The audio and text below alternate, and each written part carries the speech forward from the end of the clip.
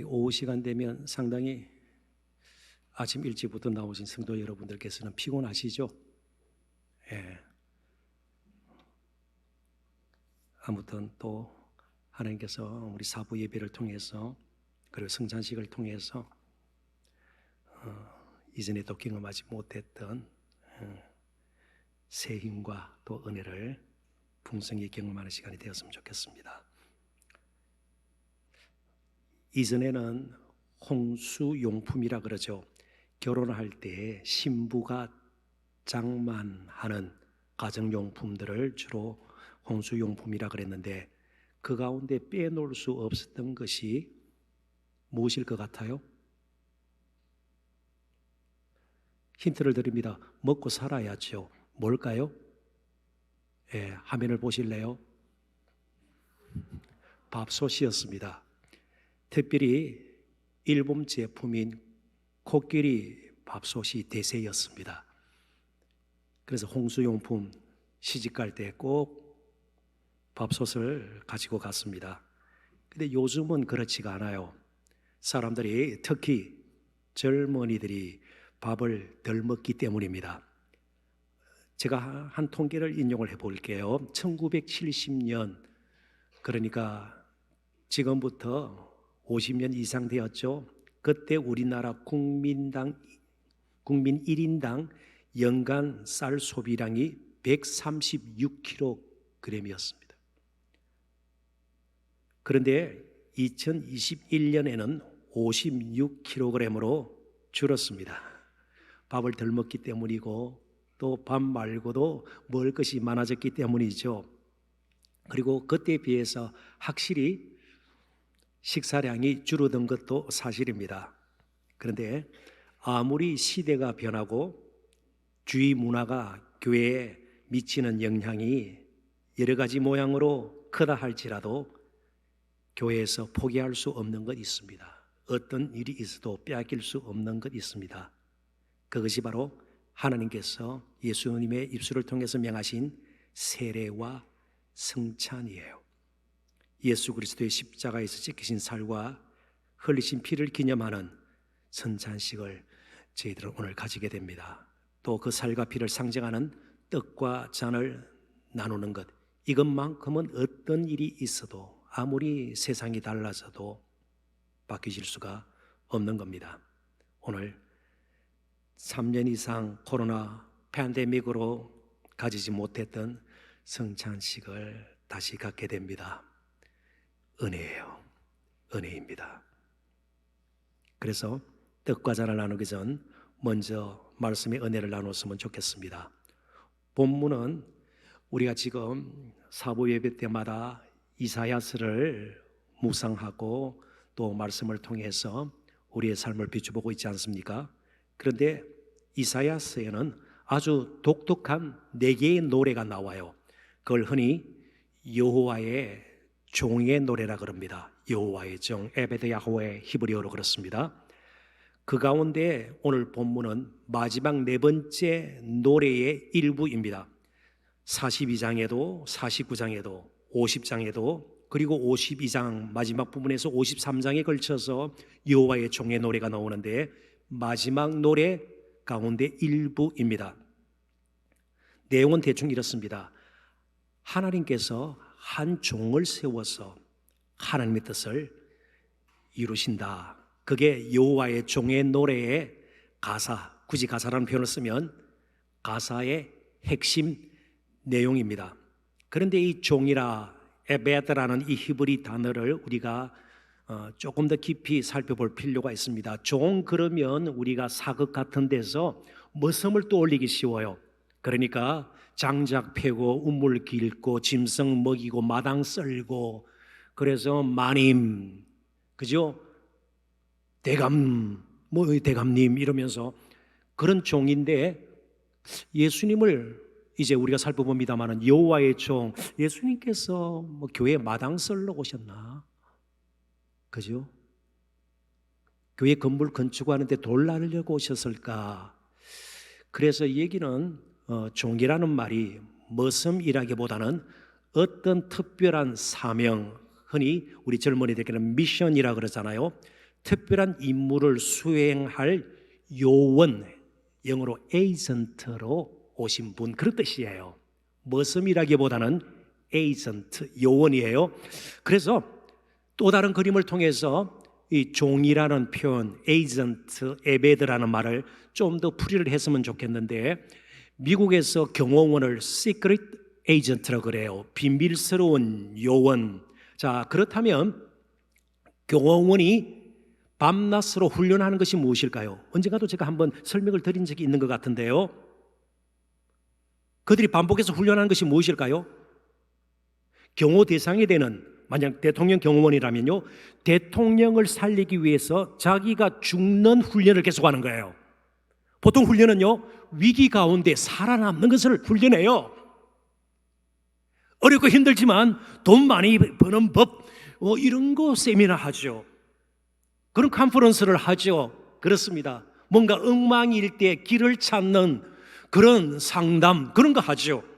자기를 희생시켜서 자기 목숨을 내어놓고 정말 소중한 대통령일 수 있고요, 정부의 귀한 요인일 수 있고요, 어떤 특별한 사명을 위해서 희생하는 이런 종으로서의 모습, 이게 오늘 이 사회에서는 점점 없어져요. 그런데 예수님을 여호와의 종, 그렇다면요, 아주 귀하고 소중한 그 대상을 위해서, 그를 살리기 위해서 에이전트인 이 종은 죽어야 하는 것이죠. 누굴까요? 하나님의 종이니까 하나님을 살리려고 하나님의 종인 예수님이 죽으셨을까요? 누구예요? 생각도 형편없고 어찌 보면 티끌 같은, 먼지 같은, 늘 연약하고 넘어지기 쉽고 변덕스럽고 허물투성인 저와 여러분을 위해서 그분이 여호와의 종이 된 것입니다. 그걸 풀이한 것이 오늘 본문이에요. 여호와의 종의 그 모습을 조금 펼쳐낸 것이 오늘 본문입니다. 한번 보실래요? 그는 실로 우리의 질고를 지고 우리의 슬픔을 당하였거늘 우리는 생각하기를 그는 징벌을 받아 하나님께 맞으며 고난을 당한다 하였노라. 그가 찔림은 우리의 허물 때문이요 그가 상함은 우리의 죄악 때문이라. 그가 징계를 받음으로 우리는 평화를 누리고 그가 채찍에 맞음으로 우리는 나음을 받았도다. 우리는 다 양 같아서 그릇 행하여 각기 제 길로 갔거늘 여호와께서는 우리 모두의 죄악을 그에게 담당시키셨도다. 이 모든 행위들, 되어지는 이야기들을 가운데 세 부류가 나오죠. 여호와 하나님, 그리고 그 여호와의 종이신 예수 그리스도, 그리고 우리, 그는 구주 예수 그리스도십니다. 그는 정말 버려 마땅한, 포기하실 수도 있는, 접촉하기에는 너무나도 불편하고 어색한 저와 여러분, 우리를 위해서 바로 그가 대신해서 자신의 생명을 내어놓고 하나님의 구원 계획을 성취하신 겁니다. 그런 의미에서 예수 그리스도는 여호와의 종인 것이죠. 오늘 우리가 찬양도 했습니다. 그리고 말씀의 주제도 은혜입니다. 우리가 은혜로 구원받았다는 것은 은혜가 우리 밖에서 일어났다는 뜻이에요. 라틴어로 에스트라노스예요. 종교개혁자들은 구원이 우리 밖에서 일어났다, 이게 무슨 말이에요? 자력 구원이 아니라는 겁니다. 우리의 댐데미를 보고 우리가 행한 일들을 보고, 그게 선행이든 경건함이든요, 그걸 보고 우리를 구원하신 것이 아니고 구원이 우리 밖에서 이루어진 것이 우리의 것이 된 겁니다. 무슨 말이에요? 하나님께서 저와 여러분의 구원 계획을 만세 전부터, 저와 여러분이 태어나기 전부터 계획을 하셨습니다. 그 계획을 성취하기 위해서, 그 뜻을 이루기 위해서 여호와의 종을 이제는 보내신 겁니다. 예수 그리스도께서 십자가 지심으로 하나님의 구원 계획을 성취하셨습니다. 그리고 성령 하나님께서 그 사실을 받아들이도록 우리들을 거듭나게 하시고요, 인치셨다, 그런 표현을 씁니다. 성령의 인치심. 그리고 인치셨다는 말은 그렇게 우리가 예수 그리스도를 우리의 구주로 왕으로 모시고 살게 되면 구원이 우리 가운데서 온전히 이루어졌다, 변치 않는다, 도장 찍었다, 이 말은요, 변치 않게 확실하게 증명하신 겁니다. 사람의 도장 정도가 아니에요. 성령이 도장이 되어버려 주셔서 우리 가운데서 인을 치신 거예요. 그래서 우리의 구원을 이제 우리는 믿고 확신하고 살고 이 자리까지 나오게 된 것입니다. 그걸 다 합하면 은혜예요. 은혜예요. 우리가 한 글이 아무것도 없어요. 그러니까 은혜로 구원받았다는 것은요, 우리가 한 일은 아무것도 없습니다. 대신 우리의 구원을 위해서 모든 것을 완전하게 삼위 하나님께서 다 하셨습니다. 그래서 우리가 찬양하는 거예요. 우리가 마땅히 할 거는 찬양밖에 없는 거예요. 감사밖에 없는 거예요. 조금이라도 이제는 구원받은 백성으로 살겠다 다짐하고 또 넘어지지만 다시 일어나 그 길을 가게 되는 겁니다. 우리는 전혀 스스로는 구원하기에는 가망이 없는, 소망이 없는, 미래도 없는 그런 사람이었습니다. 나이하고 관계가 없어요. 어느 대학 다니고 어느 직장 다니나 아무 관계가 없어요. 결혼했냐 아니냐 아무 문제가 없어요.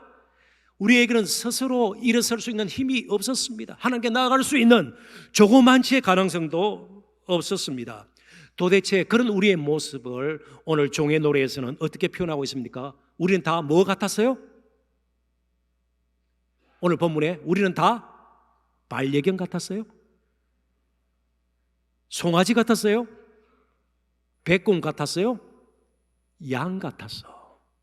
그러니까 이사야 선지자가 영감으로 우리의 모습을 양으로 그리고 있는 거예요. 그렇다면 양에 대해서 조금 우리들이 따로 그림을 그릴 필요가 있죠. 양에게는 몇 가지 특징이 있습니다.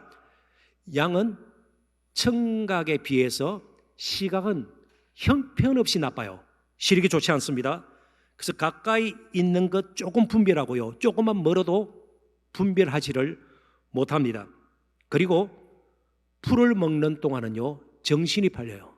그냥 허겁지겁 뭐 개걸스럽게 먹는다, 개처럼 개를 모독하는 거예요. 양이 더 심해요. 풀 먹을 때는 막 정신이 완전히 나갔습니다. 우리가 그렇죠. 뭔가 돈 잃으면 거기에 집착해서 헤어나오지를 못하는 거예요. 청년이 때는 어때요? 뭔가 조금 금신거리 불안한 감이 있으면요, 조금 나와서 객관적으로 판단해도 되는데 그게 매몰되어서 헤어나지를 못하는 거예요. 인생이 끝나는 것처럼 말이요. 양이 그렇다는 거예요. 풀 먹을 때에 정신이 없어요. 그래서 자신이 어떤 자리에 있는지조차 양은 알지를 못합니다. 그래서 사나움 짐승이 다가올 때까지도 알아차리지를 못합니다. 그리고 앞에 보니까 이리가 온 거예요. 늑대가 온 거예요. 그럴 때 어떻게 하겠습니까? 반향도 잡지 못하고 무조건 뜁니다.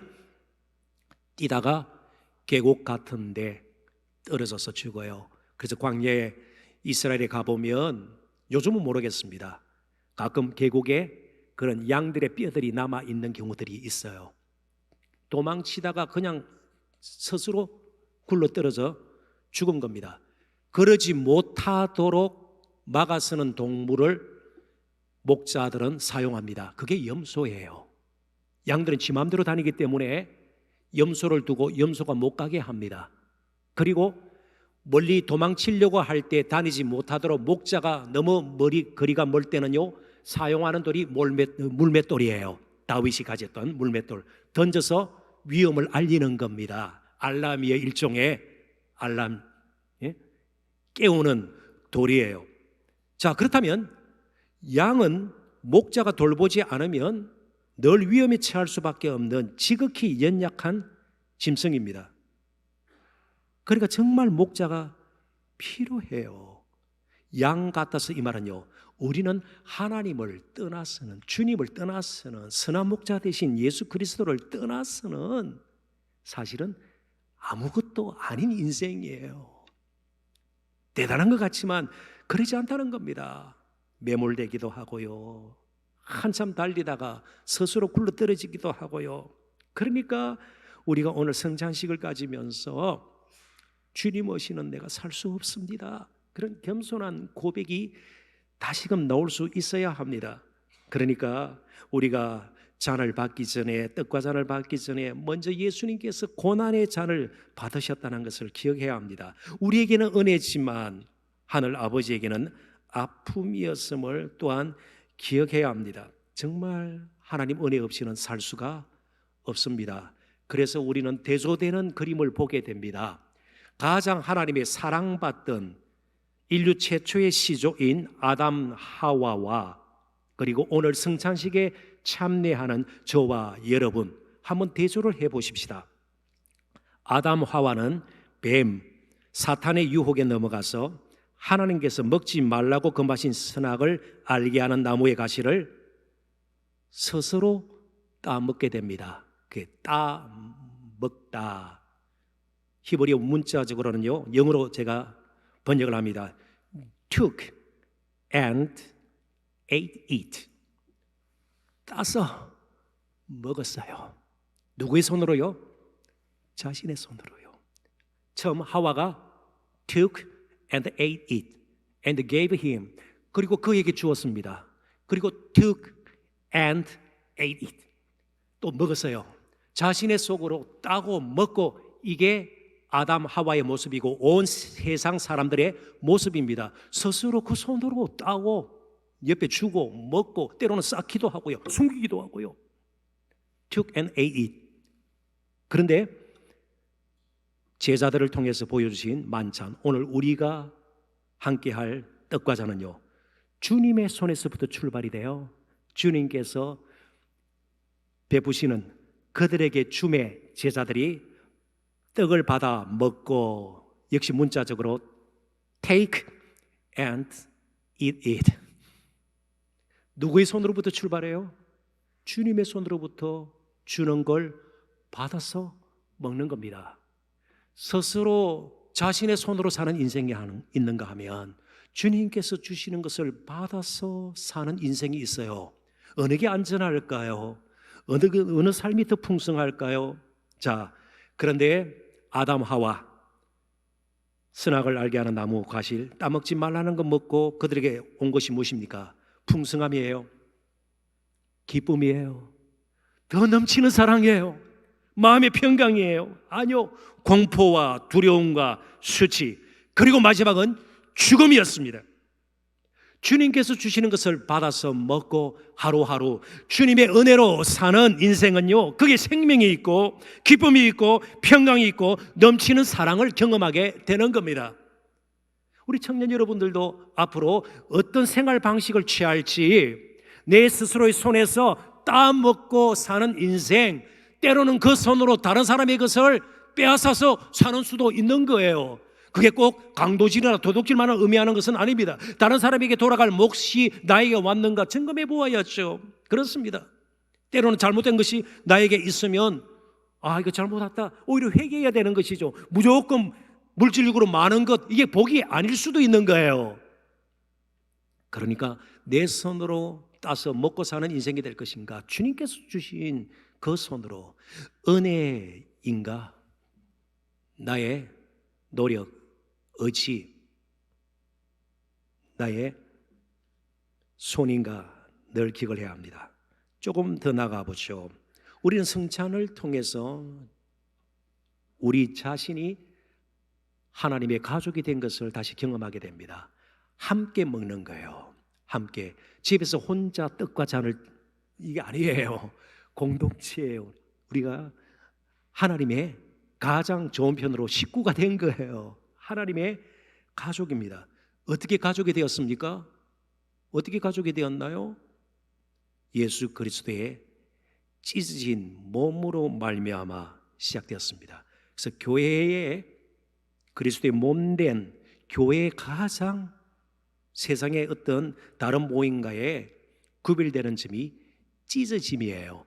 이게 분열, 막 교인들끼리 싸워서 분열을 해라, 그런 뜻이 아니에요. 찢어짐입니다. 무슨 말이에요? 예수 그리스도는요, 자신을 희생해서 자신의 죽음으로 저와 여러분을 살리십니다.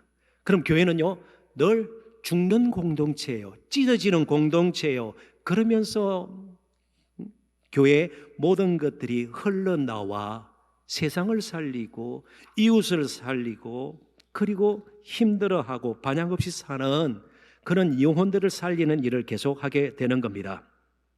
교회는 스스로 살찌우는 공동체가 아닙니다. 살만 찌고 몸집만 큰 무력한 그런 공동체가 되어서는 안 될 것입니다. 찢어진다는 것은 끊임없이 나누고 베푸는 공동체라는 뜻입니다. 그래서 우리 교회는 일찍이 홀로서는 사람 보기에는 엄청난 위압감을 주는 큰 나무가 되기보다는 분립개척과 분립운동을 통해서 큰 숲을 이루고 그래서 영적 생태계를 회복하는 일에 동참하는 것, 기뻐하면서 그 일을 시작했습니다. 이것 또한 은혜입니다.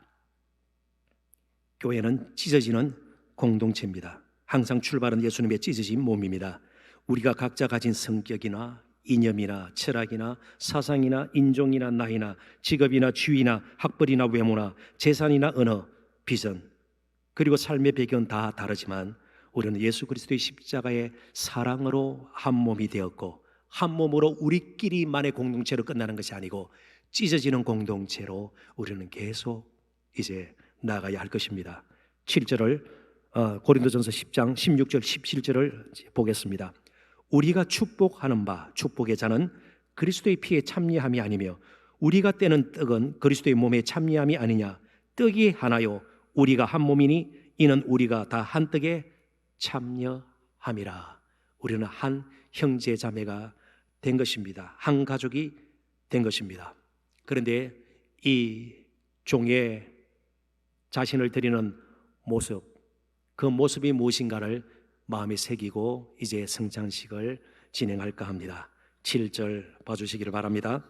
그가 곤욕을 당하여 괴로울 때에도 그의 입을 열지 아니하였으며 마치 도수장으로 끌려가는 어린 양과 털 깎는 자 앞에서 잠잠한 양같이 그의 입을 열지 아니하였도다. 여호와의 종은 많은 말로 여호와의 뜻을 이루는 그런 종이 아니죠. 묵묵히 순종, 겸손히 자신의 맡은 일을 가지고 가는. 그래서 좀 그렇게도 생각을 해봅니다. 우리 동산교회가 아니 더 나아가서 우리 한국교회가 지금까지 너무 좋은 말들을 많이 했다. 감당하지도 못할 좋은 말들을 너무 많이 했다. 그래서 이제 일정 기간 말은 좀 멈추고 이제는 묵묵히 겸손히 순종의 삶을 사는 것이 어떨까. 그러려면 결국 이제 마지막 적용 부분입니다. 우리로 돌아와야 합니다. 그가 계셨고 여호와의 종이고요. 하나님이 계세요. 그리고 이제 우리입니다. 예수님께서는 우리를 위해서 우리의 모든 질고와 슬픔, 허물, 제약을 담당하셨습니다. 그렇다면 그 사실을 안다면 그리고 성찬식을 가지면서 그 사실을 다시 되새긴다면 우리는 더 이상 이전의 우리가 되어서는 안 되는 거예요. 믿음은 이전의 우리를 살찌우는 것이 아니에요. 이전의 우리를 멋지게 만드는 것이 아니에요. 우리는 더 이상 이전의 우리가 되어서는 안 되는 겁니다. 이제부터 우리는 그를 따라야 합니다. 이제부터 우리는 그를 본받아야 합니다. 이전의 우리에게 너무 집착하지 마십시오. 이제부터는 그를 따라가십시오. 그 안에서 사십시오. 그를 붙들고 사십시오. 그를 바라보면서 사십시오. 그와 함께 가십시오. 어디를 가든 무엇을 하든 연세가 어떻게 되었든 나이가 어떻게 되었든 앞으로 결혼을 하게 되든 새롭게 취업을 하든 무슨 라이선스를 따든 진학을 하든 유학을 가든 군대를 가든 어디서든 이전에 우리를 멋내게 하고 자랑거리 삼으려고 애를 쓰지 말고 이제부터는 그를 따르시는 저와 여러분이 되시기를 주님의 이름으로 축원합니다. 그게 은혜예요. 세상은요 늘 우리에게 매몰되어서 우리밖에 없어요, 나밖에 없어요. 그러나 이제 저와 여러분은 그를 따라 우리에게 맡겨주신 십자가 묵묵히 지고 자기를 부인하고 그를 따르는 겁니다. 그래도 힘들어요. 그래도 우리 앞에 여러 가지 것들이 우리를 가로막게 될 거예요. 이런 그를 따라 평생을 살고자 애썼던 한 믿음의 선배가 있습니다. 17세기 영국의 청교도 신학자였던 존 오웨인 남긴 말을 여러분들에게 인용하고 이제 성찬식을 이어가지도록 하겠습니다. 내가 아무리 죽어도 그리스도가 나를 위해서 죽으신 사건을 대신하지 못합니다. 최고의 성공은 우리가 넘어졌더라도 여전히 그리스도 안에 있다는 점입니다. 성찬식을 가지면서 바로 그분을 다시 한번 되새기고 바라보고 그분 안에 있음에 감사하고 이제부터 그분을 따라 살겠노라 결단 다짐하시는 저와 여러분이 되었으면 좋겠습니다.